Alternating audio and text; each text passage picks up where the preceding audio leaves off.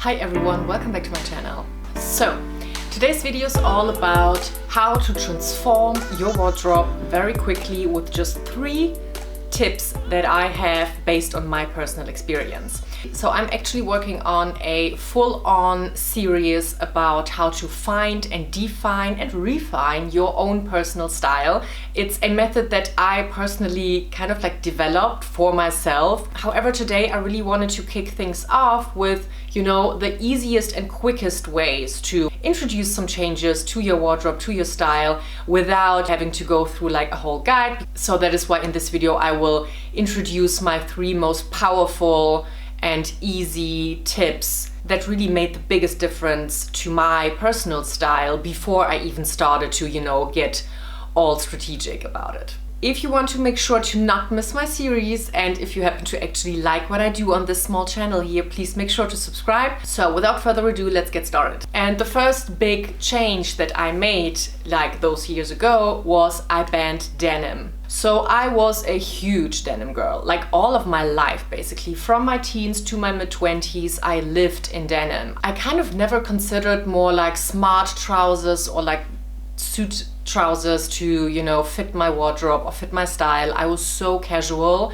And practically when I look back at pictures, I think that every single outfit consisted of a blue pair of denim, a white t-shirt, and then a leather jacket. Or if I had to be a little bit smarter, a blazer. But that was my uniform, if you might call it that. And of course there's nothing wrong with this kind of look. This look is actually super timeless, it's super practical, it's super versatile, you can style it up and down. There's nothing wrong with that kind of look that I just described.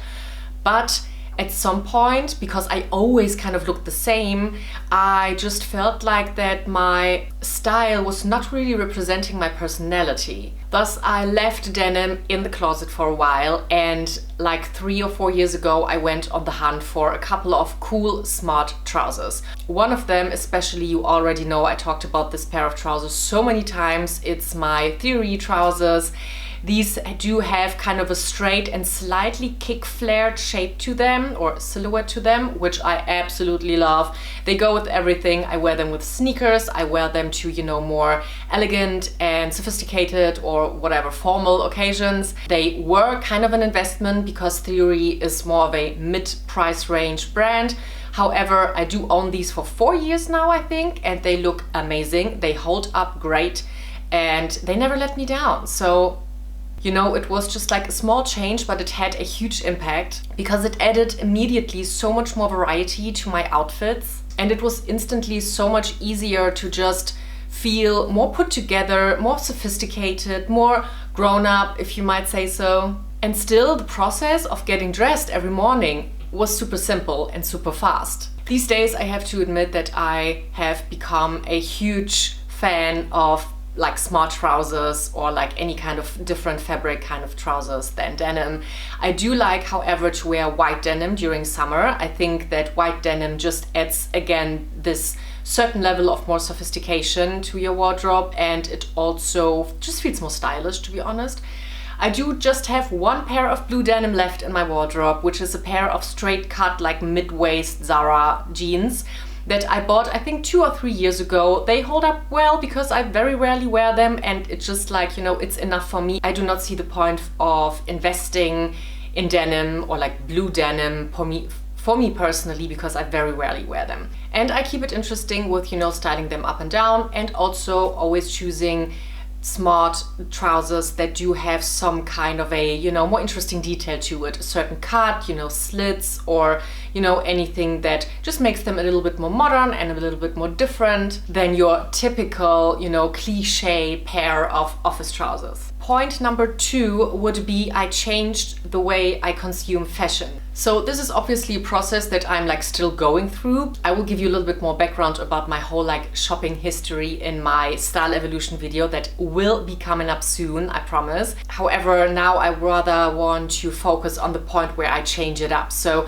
in my mid-20s or something, I just figured that I was spending a ton of money for fast fashion, and it just really did nothing for my wardrobe or for my style. I constantly had these mornings where I thought, I don't have anything to wear, I don't know what to wear, I don't know how to style things, you know, even though I was like a fashion student, I was working in fashion, I actually, you know, I had the knowledge in my head, but the way that I was consuming fashion was just like basically blocking me, you know what I mean? But I still had this mindset in my head that I will never be able to afford like expensive, high quality designer fashion, because in my mid-20s I, you know, didn't have like the biggest salary out there either, because I didn't realize that I was shopping on a weekly base at H&M and Zara, and I was like bringing tons of clothing to my home.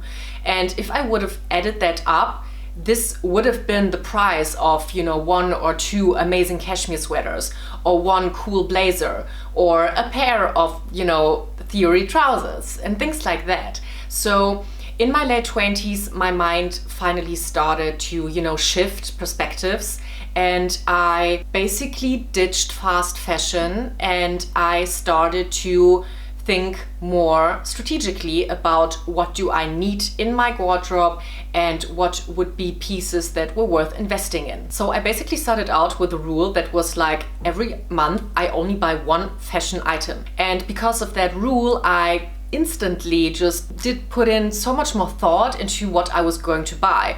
Like, I remember my first pair of Philippe Packard white sneakers, like the most basic pair of sneakers, you know, one could think of. They did cost 200 euros. Or my first pair of Isabelle Marant booties, which do like the Dyker booties that cost 370 euros. I did put so much thought into buying these shoes or like these items because they were expensive. They were the only thing that I was, you know, able to buy in this certain month. So I really made sure that this purchase was thought through, that the pieces were versatile, that they met my style, my, you know, wardrobe, that I could combine them easily, that they met my lifestyle, you know. All of these things suddenly, you know, came to my mind when I was about to purchase something, which was great. Because since then I have like, you know, this capsule wardrobe that never changes, that is very consistent, that is very easy to style, and, you know, that consists of items that I very truly cherish and love. So these days I have to admit that I visit like a Zara or an H&M maybe 1 or twice a year, just whenever I feel like that I have to buy something or I want to add something to my wardrobe that doesn't necessarily have to be investment. But still, I make these items, you know, last for as long as possible. And the last very, very powerful change that I made was I went monochrome. So I think I already talked about this a couple of times, and I will definitely go much more into detail about this specific part, which is colors, in my upcoming series, because reducing and like actually conceptualizing my personal color code for my wardrobe was one of the biggest changes to my style, like ever. When it comes to colors, I went from being quite the adventurous person, to be honest, to strictly black and white. But changing my essential fashion items to only being black or white made it so much easier for me to get dressed in the mornings, to choose my outfits, and also to look polished and put together. And, you know, even today, like in the winter time, I will definitely tend to wear more of my all black outfits, whereas in summer I really love to indulge in all of the cream and white and beige hues that I have. So I always say that I'm Batman in the winter and I'm the Bee Gees in summertime. And once I had my monochrome essentials all sorted out, I started to introduce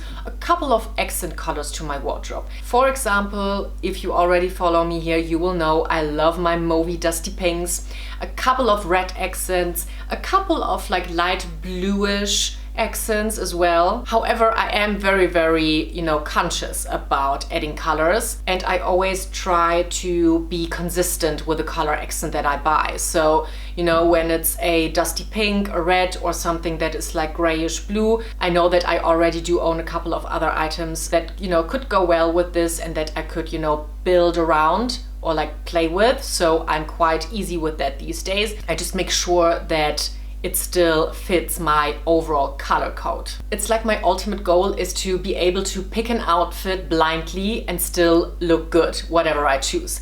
Actually, this would be a fun tag, wouldn't it?